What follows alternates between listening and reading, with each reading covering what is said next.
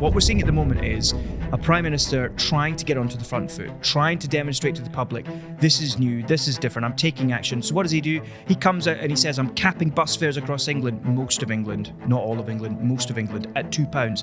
Then he comes out this morning, the day of recording, and he says, right, I'm cutting VAT on pubs and restaurants. I can't remember the full details, but it's policy call after policy call.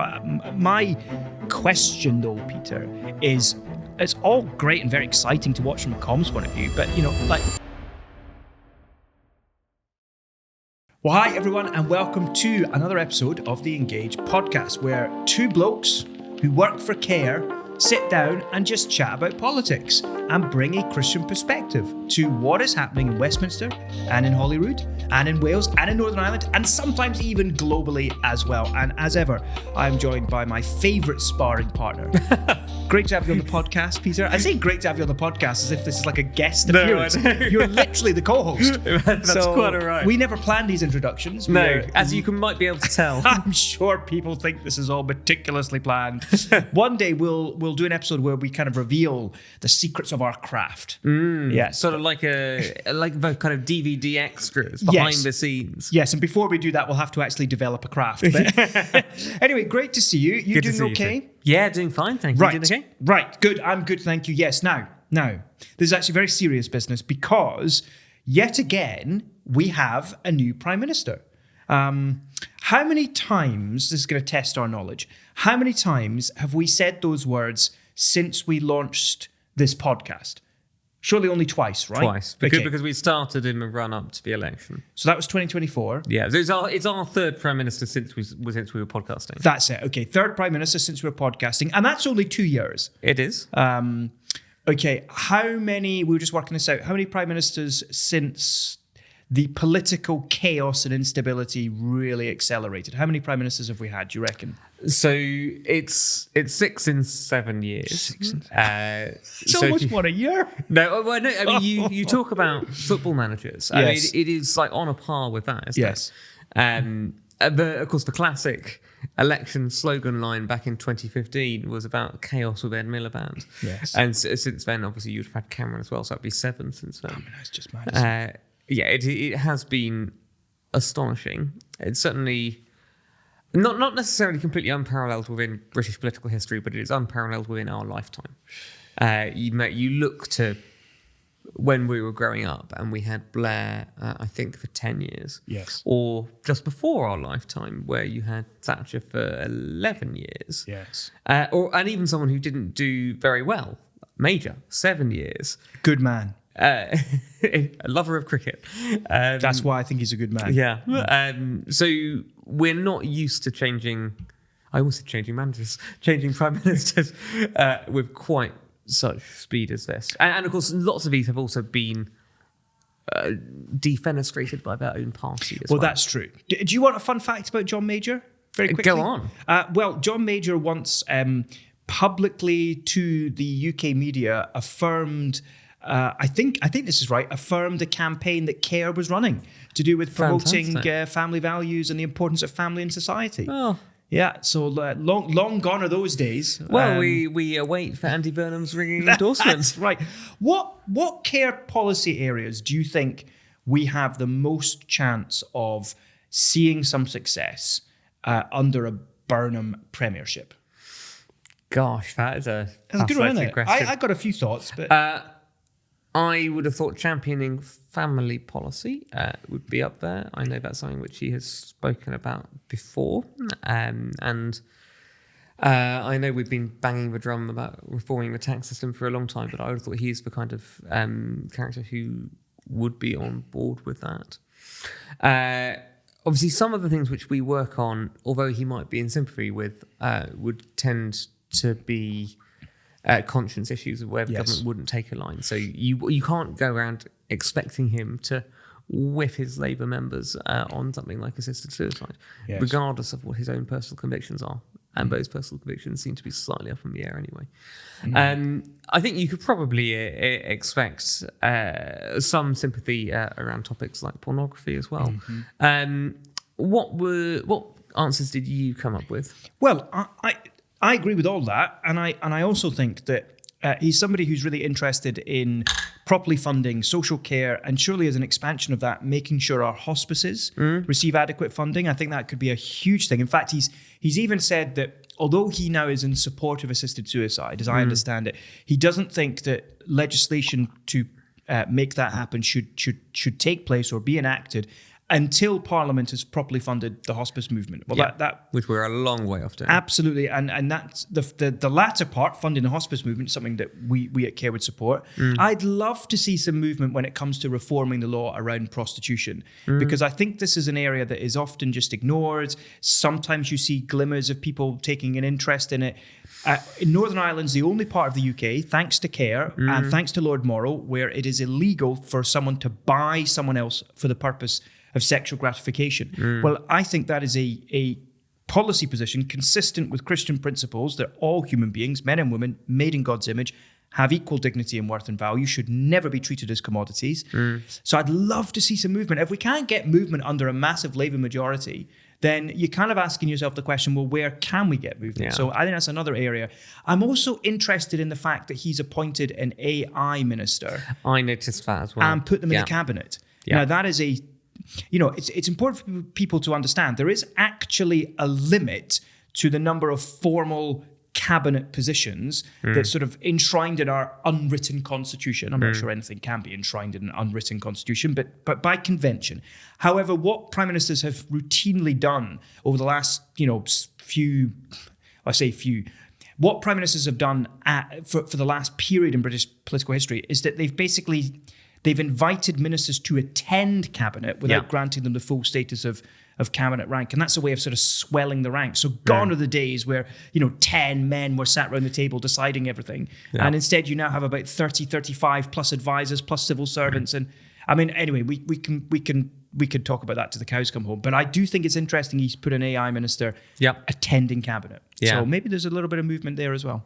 Yeah. And I guess it was the worst kept secret in Westminster for some time that this was coming. What have been your first impressions of Prime Minister Burnham?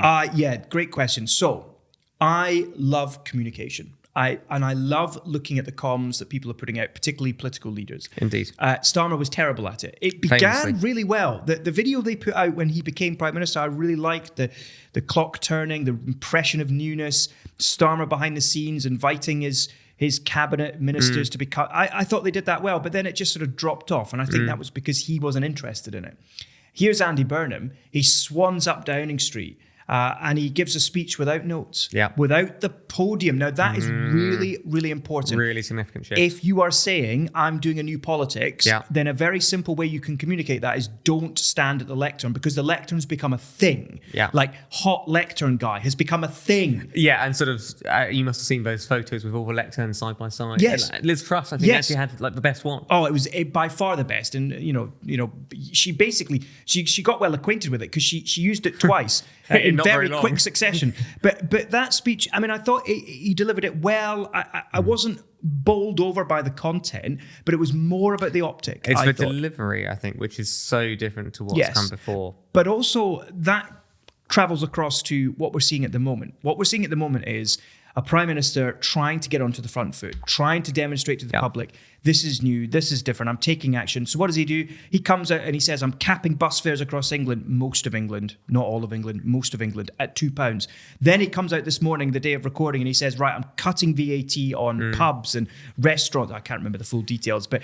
And he goes up and he does a visit to a pub and he pulls a pint for John Healey, the Chancellor. And, this is all energising, and it's a policy call after policy call. My question, though, Peter, is it's all great and very exciting to watch from a comms point of view, but, who's going to pay for it? Sorry. Oh, God, yes, exactly. Clearly, you're thinking the same thing. You're overwhelmed with the trauma of the question. No, I mean, and that is absolutely going to be the question which the media will keep asking over the next few months. I think what you've done there is you've really laid out the differences between the way Andy Burnham started and the way Keir Starmer started. Yes. So with Keir Starmer, it was all very negative very quickly. Yes. It was all, we've got this big black hole we need to fix. We don't have enough money for everything. It's going to be really tough. We're going to have to make tough decisions. And here you come in and you have someone, and even I, who would be a bit of a skeptic, I sort of think, oh, that sounds quite hope-filled. Yes. Like, you feel like the country is going in a more positive direction, regardless of whether or not that's reality or not. And so it does kind of show presentation does make a difference. I really like that. And in one sense, we're both answering a question we've talked about before. How important is the ability to communicate? And I really like what you said there about hope-filled, because I think that's right. I think the polling figures show that he's had a bounce in the polls. Labour up at 28%, equal with Reform, and the Tories now in third place because of that. So there may be a trajectory that will just sort of embed itself, raising the fascinating prospect of a spring election, spring 2027. What do you think? I think the only way he will call an election is if he is pretty confident he's going to win. There's no point in him calling an election and then Labour lose their majority and having to form a coalition, which is currently, I think, still the most likely scenario. Yes. I think when we're looking at the polling figures, various trends which we had seen have started to shift. Yes. So you saw that massive spike for the Greens back in the spring. That has fallen back away again. Obviously, Reform have been polling high, but that has sort of been edging its way down. And I've seen other polls which have put Reform quite a bit lower. Interesting. And that you sort of feel like finally the scrutiny on Farage is potentially starting to make it a bit of an indent. Yes. So I don't think there's currently there wouldn't be much point in him doing something. But if Labour keep on edging their way back up, yes, well, you've got to think, well, when are you going to be at your strongest in this period of time? I agree with that. Here's another challenge, though, which is that this policy blitz can only last so long. Yeah.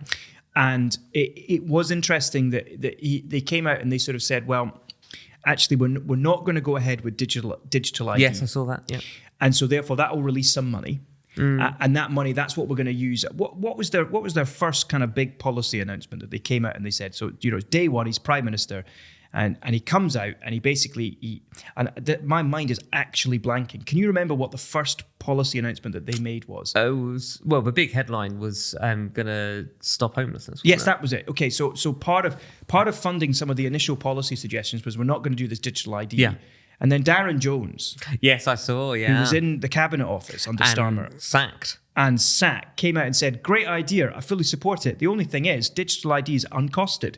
So they're going to need to use the budget to explain their working. And I suppose my slight concern is, on the one hand, at KEA, we talk about one of the ways that we work is we are for hope-filled solutions.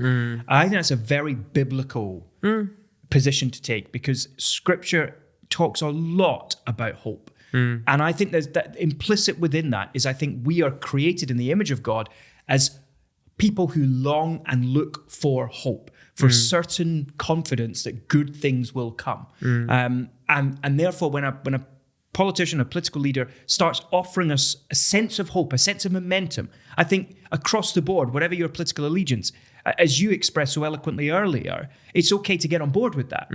But we also live in a fallen, broken, damaged world where things cost money. Yeah. And so they do need to explain clearly in the budget. And at the budget in November, some way off now, but I will really be looking for a lack and an absence of any spin or sleights of hand. I want to see what difficult decisions are they going to make, and how are they going to lay the groundwork for those decisions over the autumn? Yeah, because I think you look at the things which are being announced, and who doesn't think that ending homelessness is not a great idea?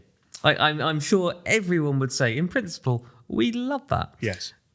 But these things clearly are easier said than done, and you're balancing up multiple different competing priorities for your limited finance. Yes. And so already there'll be the speculation about, well, we've got to raise taxes to do some of these things. I thought so. And I mean, if these things were as simple as when Andy Burnham says, I am going to give the order to get people off the streets. If it was as simple as that, why didn't we think someone's already done it? Yeah. Really great to kind of make these things a priority, but they're not going to be simple things you can solve with a click of your fingers and finding money out of thin air. No, I think that's exactly right. And time after time, that's the fundamental difference between being in opposition or being a prime minister and waiting, and then actually having the levers to pull. And as Keir Starmer discovered, you can pull the right levers, you can say the right comms. Yeah. and nothing happens. Yeah. And so he's got to learn to work the system. And of course, to do that effectively in the British system, he will need to work alongside his cabinet. Indeed. Oh, what a segue. What a transition. I think we want to just basically let's just go through some of the key figures and just sort of let's give our instantaneous reaction. And if we can, sort of a sense of how well we think they're going to do, how long they might last as well. So, gosh, that's already quite sort of a voice of doom. How long they're going to last? I know, but you see, that's it. If you have nearly averaging a prime minister a year, what an indictment on modern politics. Absolutely, look at the number of foreign secretaries we've had. There's a revolving door, and of course, almost all of them. Absolutely, I listened to a podcast that was saying, how can you build effective diplomatic relationships if the person in charge of doing that is changing all the time? And that goes for just about every department as well, doesn't it? Is if you're reshuffling your cabinet every few months, you have a minister for a year and another minister for next year, there's no coherent vision.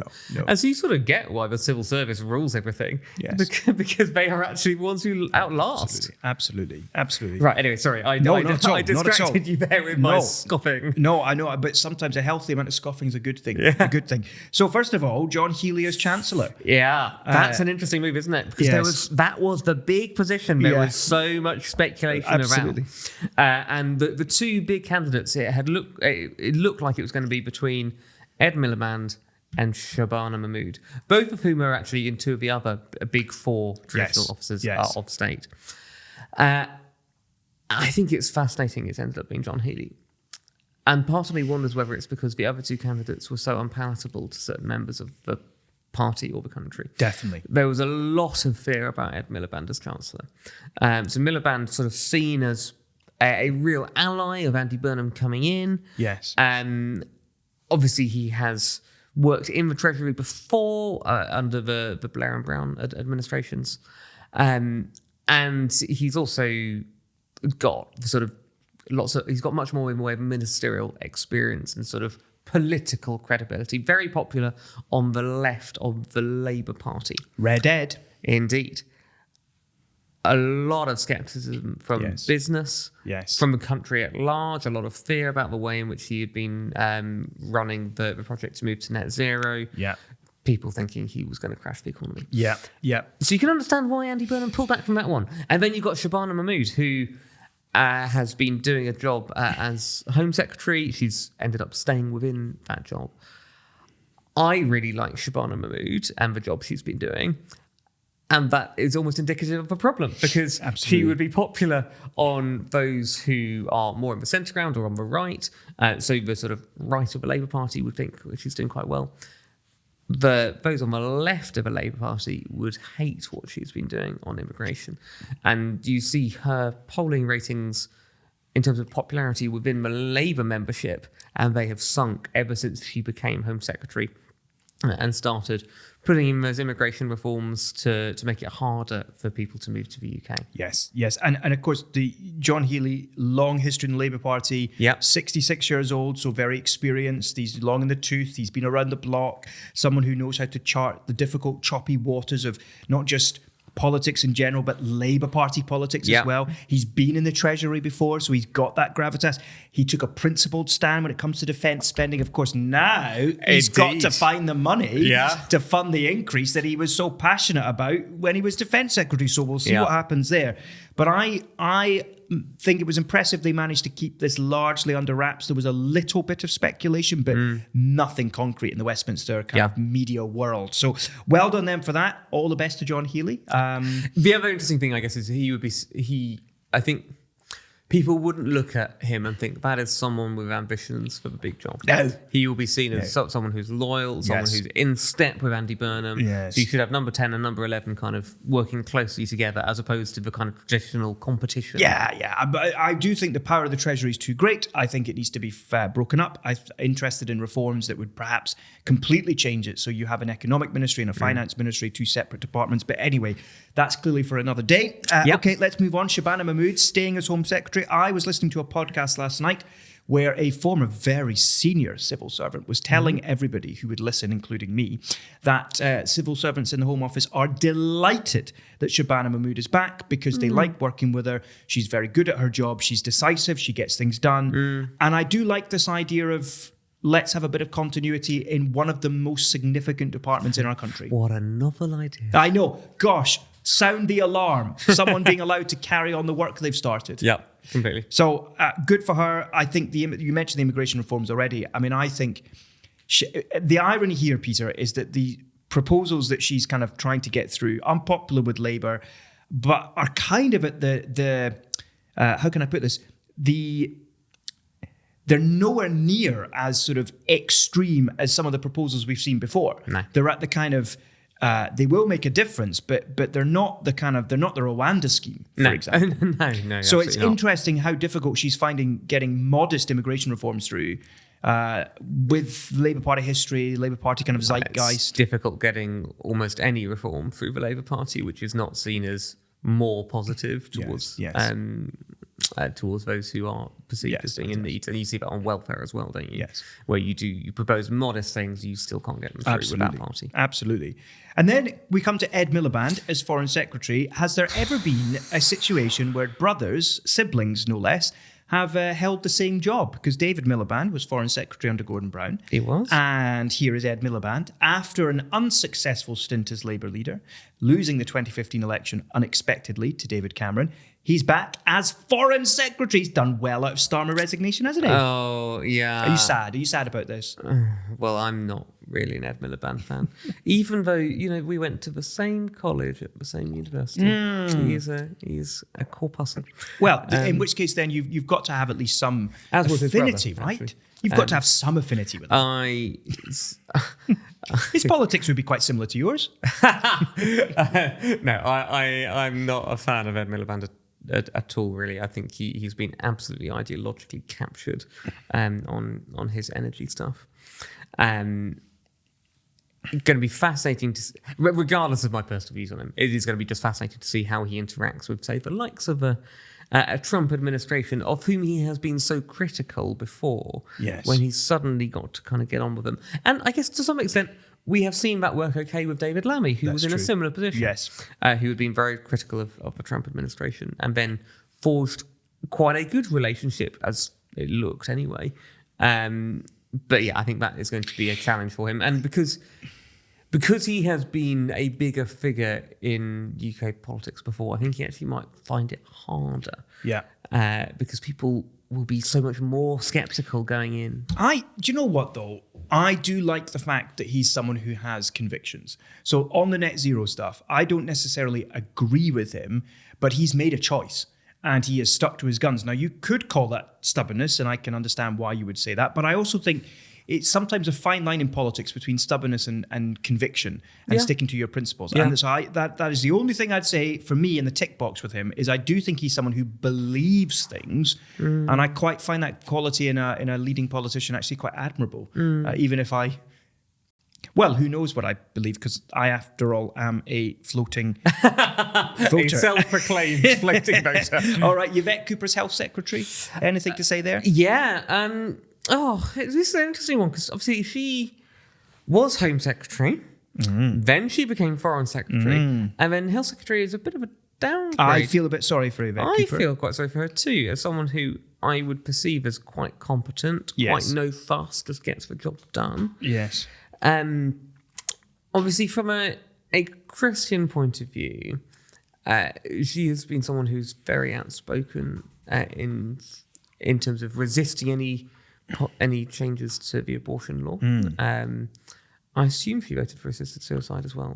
I'm pretty sure she would have done. Yes. So not necessarily so great from that point of view. But I did like the fact that she said social care and maternity services. That's very good. Were a focus. And so this is a good challenge for those of us who are pro-life, that we need to be holistically pro-life. And so we don't want to see Yvette Cooper. I think it's very easy to kind of, because of the voting record on abortion, she was the one who whipped Labour MPs to vote against a very modest amendment to clarify in 2015 that sex-selective abortion is definitely illegal. So I have no love for her on that issue. But at the same time, if she can do some good on maternity services, I'll praise God. And that sort of shows the thing of politics, doesn't it? Where you don't write off any particular individual because you disagree with them on...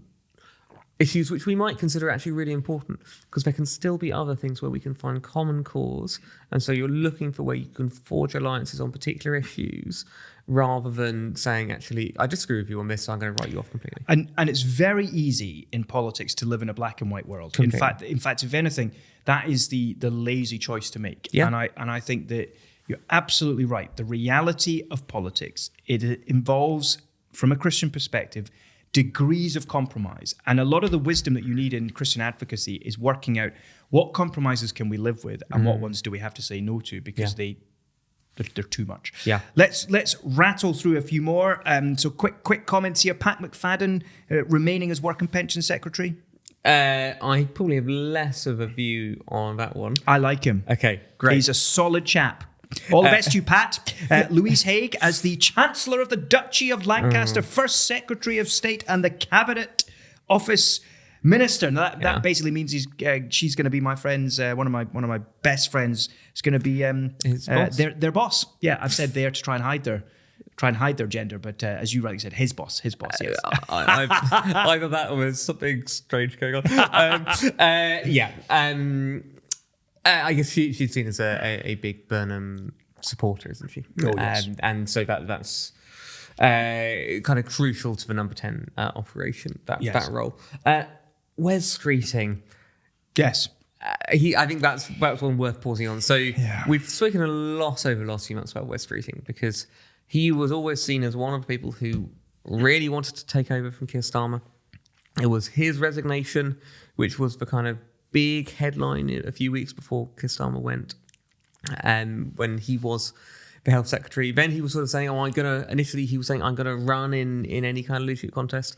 And then it was his declaration to not run and throw his weight behind Andy Burnham, which sort of put an end to any kind of real speculation about any sort of contest. Yes.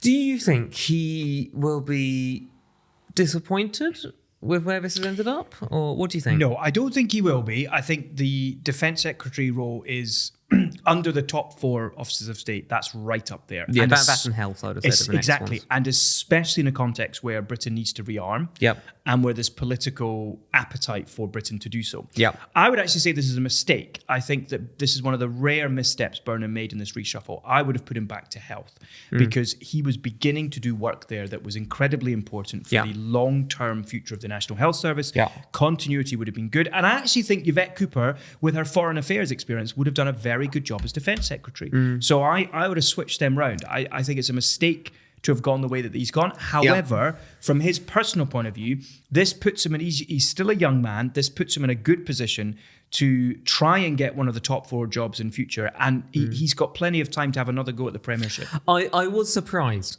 at this one, partly for the reasons you've alluded to there. And I guess one of the things it illustrates is we never actually know what conversations have gone on behind closed doors. We don't know. Yes, that's true. We don't know to what extent Burnham may have offered him his old job back. Yes. And he might have said no. Yes. We just don't know. Because there are certainly other people who could have been in the cabinet where we know that they did say no. So Rachel Reeves is the big example. She was going to be demoted from Chancellor, but she was supposedly offered something. We don't know what. And she turned it down. We don't know what conversations have been happening between the Burnham and Streeting camps, because those conversations would have started relatively early. Like, it won't be a surprise, I think, to Streeting that this is what he's ended up in now, because there was all that talk about those two camps getting together, and when Streeting backed out of challenging Burnham, there was talk there must have been some sort of deal back then. Yes. So I don't think it's news to him. No, I think that's completely fair. A couple of other things just to note. Jonathan Reynolds, who's a Christian, former chair of Christians on the Left, great friend of Andy Burnham's, and is now back in his role heading up a beefed-up department, business secretary, but also covering sciences as well, for example. So the science used to kind of have its sort of its own department, didn't it? Basically, yes. And effectively, the artificial intelligence one has been separated out from it. Yes. And science has been moved under business and trade. Yes. I think I'm just pleased to see him in a bigger role, I think, than Chief Whip. Yeah. And I think, it's encouraging to see God raising up his people and giving them positions of significant responsibility. So we want to pray for Jonathan in that role. Angela Rayner back. I thought that was where we were going. It's a great entrance when she walked up Downing Street. Wouldn't it be spectacular if Angela Rayner is the housing secretary who is forced to enact getting rid of stamp duty? Yeah, it would be quite something. Yeah, there would be a sort of delicious irony.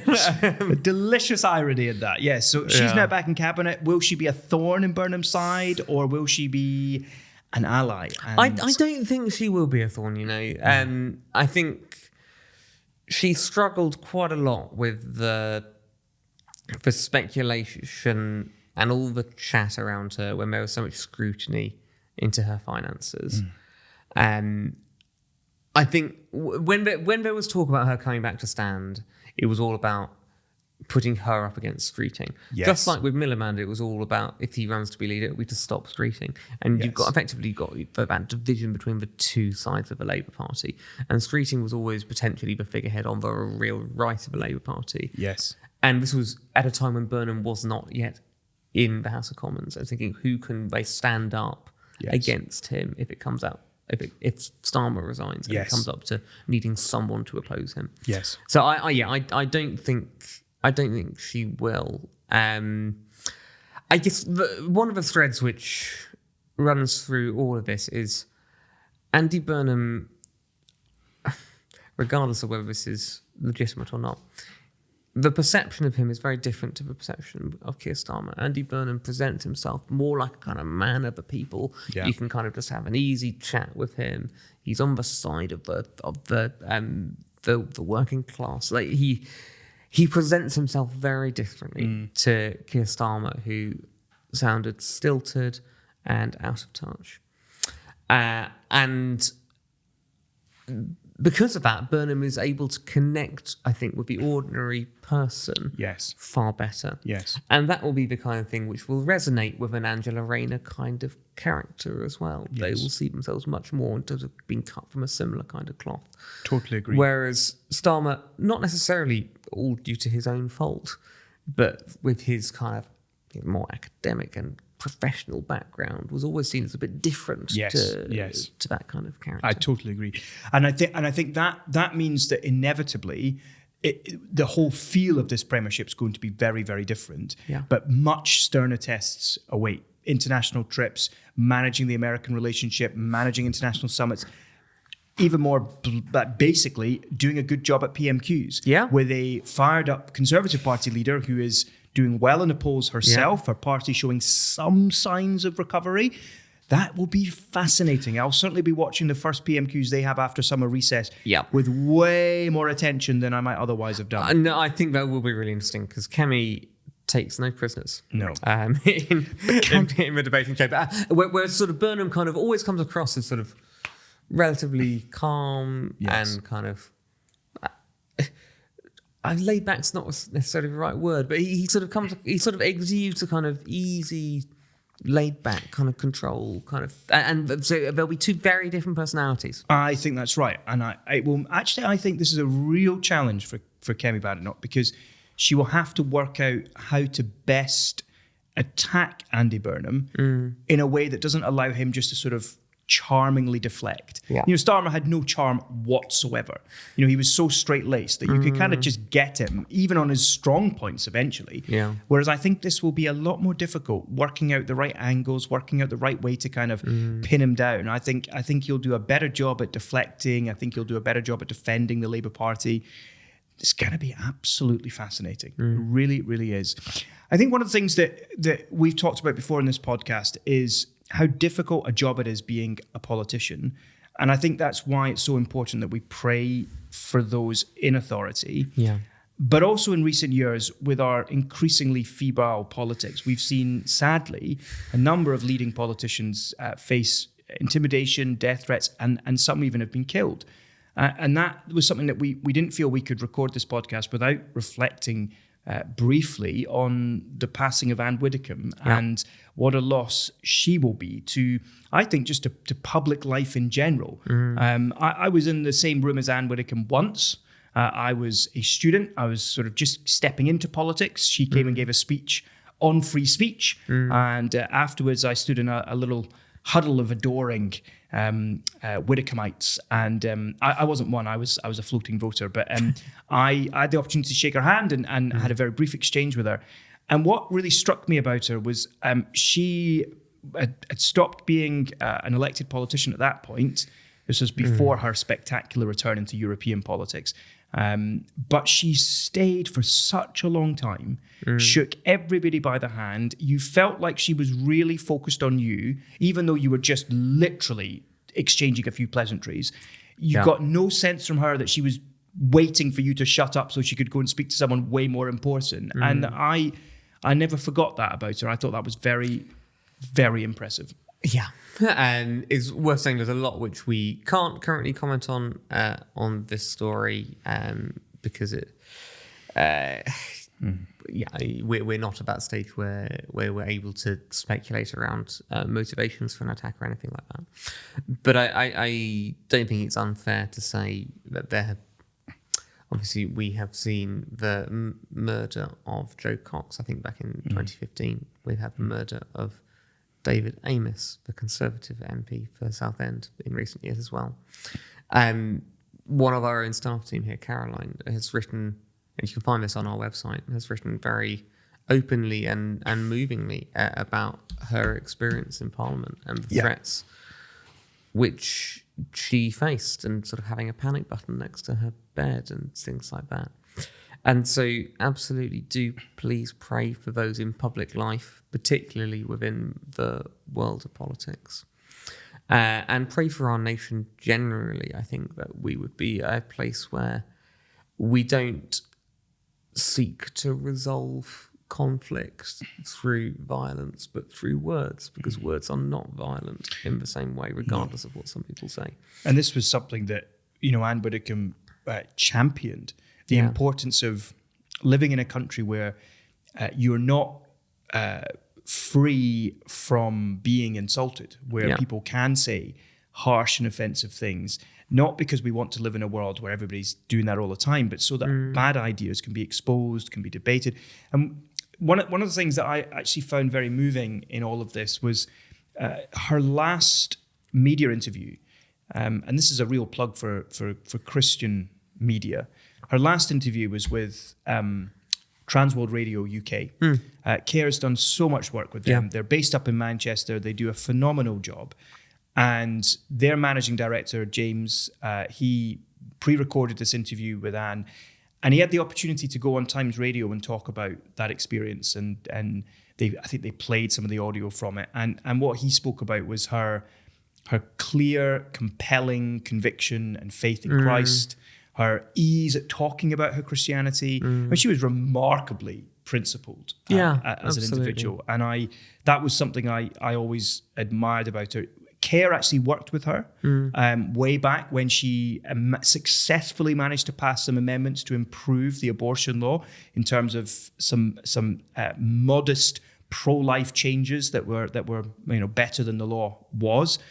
But she was also somebody who just she managed to cross the political divide incredibly. So one of the things that struck me is here's a woman who was opposed to same-sex marriage, yet was good friends with gay people. And I think that speaks to her ability to take a principled stand, but to treat everybody as they really are, which is as image bearers of God. Yeah, I don't know whether you saw the little tribute from Ian Dale.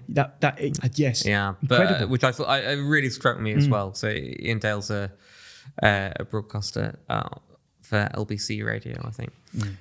So he is a gay man who is married to his male partner, and he's been friends with Anne Widdecombe for a number of years. And he told this story about how he invited her to his same-sex wedding.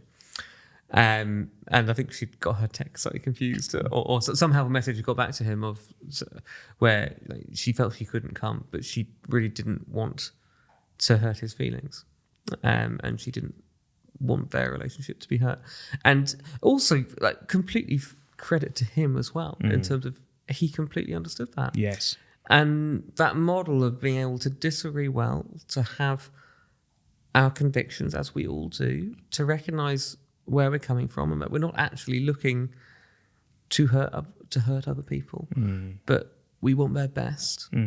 And to remain friends through that, I thought was such a wonderful model for how we should do not only politics, but also do life with those who have different convictions to us. I think that's right. I think she, in many ways, she was a challenge to all of us that combining truth and grace does not mean not taking clear, principled, strong positions, but always to argue for them persuasively, winsomely. And, she wasn't somebody who got everything right, and she'd be the first to admit that. At the same time, I think, she really did love politics because of what politics is really about, which is serving people. And I also think the big thing which came through for me when I was thinking about it is the difference between a politician and a person. In that the cut and thrust of politics tends to be the punchy lines, the debate. And some people are made for that kind of environment. And Anna Widdecombe is one of them. She obviously enjoyed the cut and thrust of it. Yeah. But as a person, at the end of the day, when the debates are done, you can still be friends with those who have taken a different view. Yeah. And she wasn't personal about the people she disagreed with. I remember back in the days when she was on Strictly Come Dancing. Oh, yes. Sort of reading stories about how she had struck up an unlikely friendship with Patsy Kensit, who had sort of had multiple marriages or something. And she'd been really struck by Anne Widdecombe's kindness. Because on the personal level, she was, I think, probably a very kind woman. I think I would certainly encourage anyone who's sort of wondering what to pray around the situation. I think the most obvious thing is two things. One, pray for justice to be done, for the truth to come out. But secondly, pray that God in his grace would raise up more men and women of her character, conviction, and ability to combine truth and grace. I think that would be a wonderful thing for our politics. And I mean, really, that's the heart of the Care Leadership Programme, is to see God move amongst young Christians initially, give them a heart for politics and a desire to serve in that way. So, yeah, I mean, it was just a reminder too of the kind of the risks that people take if they go into public office. And I'd hate to think that what's happened to her would in any way put good people off going into politics. And I think, God willing, he will continue to raise up people like her. And the thing I remember about her on Strictly was she was just so funny. It wasn't so much her dance ability or lack thereof, but rather the very witty responses to the judges at the appropriate time. So, well, that brings us then to the end of this particular episode. Peter, we've discussed a new Prime Minister. We've discussed a new cabinet. We've thought about a wonderful politician. And who knows what we'll end up talking about next time. I mean, for all we know, we might end up talking about another new Prime Minister. I'm sure by the time this podcast is 5 years old, we'll have cycled through about 2 or 3 more. No, indeed, which is quite a thought. Don't forget, you can still come and still book your tickets for our live podcast event with special guest Tim Farron, 10th of November, St. James the Lesser Church, Pimlico. Please do go to the link in and under this particular podcast, and you'll be able to access tickets are just £5 for the privilege of meeting myself, Peter, and of course Tim as well. As ever, Peter, thank you very much. Great to see you. See you soon. Take care.